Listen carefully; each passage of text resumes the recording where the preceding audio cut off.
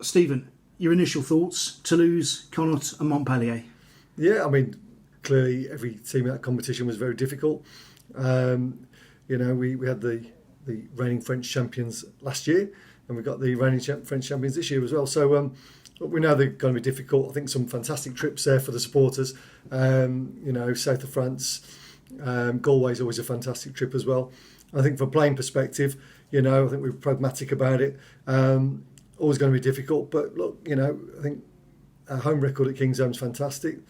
If we can pick something up on the road, who knows? So I think we're, it's always hard to say we're pleased with the draw because you're going to find three teams that are very difficult to play against. But I think that working out the kind of commerciality of it for the club, the fantastic trips for the supporters as well, and the ability to really have a go at that group, I think we're fairly pleased. The French champions last year in Castres, but probably not as big a name as Toulouse, who, someone said the last time they came here, well, they're the Barcelona of European rugby. Yeah, absolutely. And I think that's, again, great for the supporters. Great for the players as well. I think this year we saw that finishing third puts in a very different place, with regards to how the tiers were worked out and how the pools were worked out. I think, to answer your question, I think Toulouse, as you say, they are the Man United, the Barcelona, as you will, from a rugby perspective. I think what that'll bring is a big crowd. It'll bring a lot of excitement, no doubt the TV cameras, and it'll obviously, before my time, it'll take people back to the famous game here when we beat them that night as well at Kingsholm, and hopefully we can relive that memory. Yeah, January 2012. I was in the shed and no one had heard of you at that stage because Ken Nottage was still here. Right. Connacht, a team who Gloucester have actually played quite a bit recently, and importantly, I suppose, Challenge Cup quarter-final 2018 March of that year. Gloucester know how to win there. Yeah, we do. Galway's always a tough place to go to. The weather was fantastic that weekend. It was very un-Galway-like.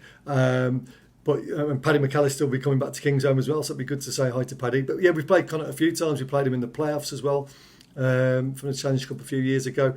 So look, all the Irish teams, Leinster, Munster, Connacht, Ulster, all difficult teams to play against.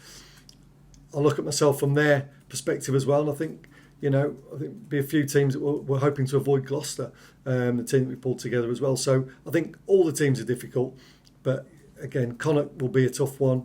Conditions play a big part over there, but most of the team played when we last won over there. So, it will hold no fears for us from that perspective, but at the same time, we'll treat it with the respect that it requires. And Montpellier, we've looked back, we can't see a previous fixture between Gloucester and Montpellier, but I suppose the obvious link, Moed Altrad, the man who tried to buy part of Gloucester. Yeah, it's quite ironic, isn't it, really, now, that if that had transpired, what the scenario would have looked like then. But again, good team, big team, physical. If you get them at the wrong time of the season, they've got a pitch like a potato field. So hopefully we get them when the track's a bit better. I think the Altrad stuff is water way under the bridge now. So you're the first person that's going to mention that to me. I hadn't even thought about it, to be quite frank. Just another good physical, big French side. We've got to go there and put on a show, but equally I've got to come to Kingsholm. So. A tough game, but again, one we're looking forward to. The order of the fixtures has still got to be worked out. How does that happen mechanically from the club's perspective? So you're probably looking at early August-ish for the actual scheduling to be completely clarified.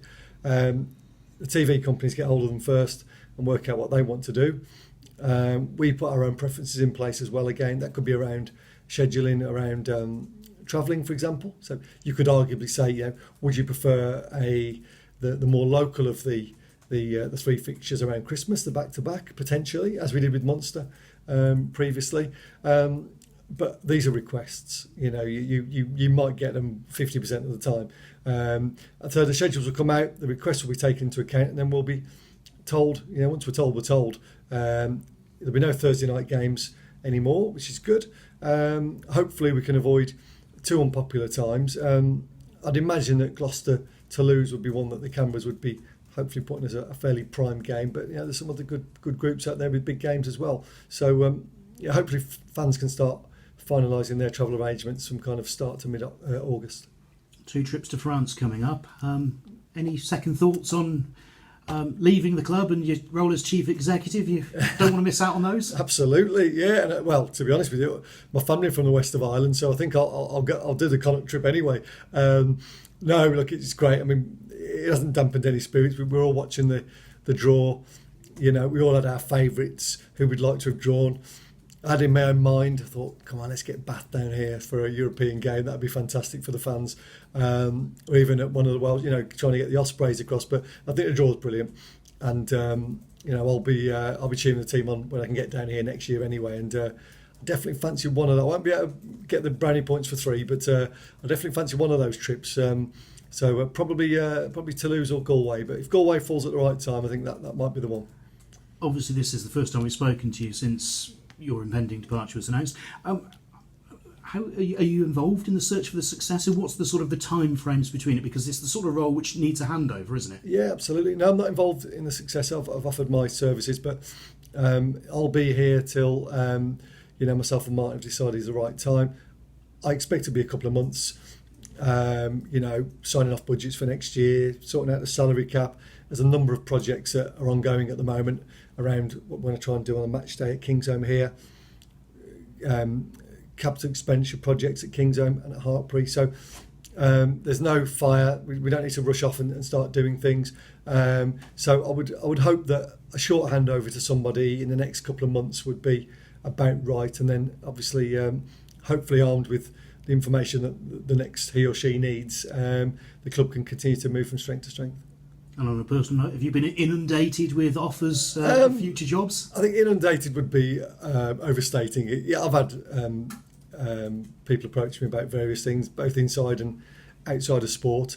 But I think what's really important for me now is to make the next move the right move, not just the first move that comes up. So I'm just going to take my time, have a look around, see what's out there, and hopefully do something which is going to excite me the way that Gloucester Rugby's excited me. You know, 6.5 years, I've loved every minute of it. Still got giddy about the draw today, even though I'm not going to be involved as a paid member of the team. But you know, I'll still be down here next season cheering on when I can, but hopefully with a pint of something cold and wet in my hands, and slightly less stressful than it's been for the last 6.5 years. But no, the team are in great shape, and you know, I really hope we can have a good crack at this group. Actually, it's a tough group. Absolutely, it's a tough group. But looking at the squad that we've got next year, I think if we get off to a good start, you never know.